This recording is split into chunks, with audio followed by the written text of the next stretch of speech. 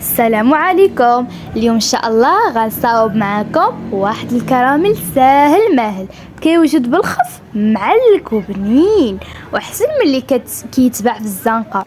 فخليو معكم ديك اللايك، وكنبغي نشكركم على التفاعل ديالكم بزاف في الفيديو اللي فات. راني قريت التعاليق ديالكم الصراحه فرحتوني بزاف. ما نطولش عليكم ويلا نبداو على بركه الله. اولا نحط المقله فوق النار تكون ناشفه، ونضيف كاس عنبه سكر ما يعادل 120 غرام على نار مهيله حتى يبدا السكر بالذوبان، وكنبداو نحركوا السكر ديالنا بهذا الشكل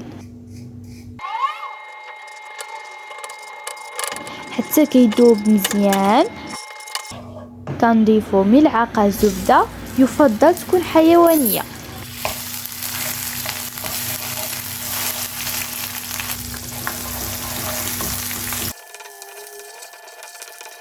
وكنحتاجو كريمه مسوسه بدون سكر. كنسخنوها عاد كنضيفوها على الكراميل ديالنا،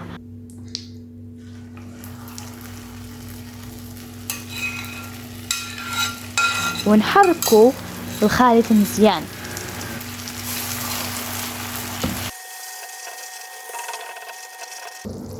نضيفو رشه ملح ونحركو مره اخرى مزيان،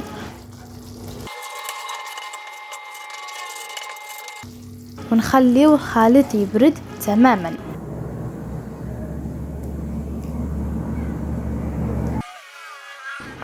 وكما كتشوفوا هذا هو الشكل النهائي. كنتمنى يعجبكم المقطع وتكونوا استفدتوا منه. صراحه كيجي كراميل ما منوش وزوين، كيوجد بالخف وكيوجد دغيا ومكونات بسيطه وكيجي معلك وبنين. يلا السلام عليكم.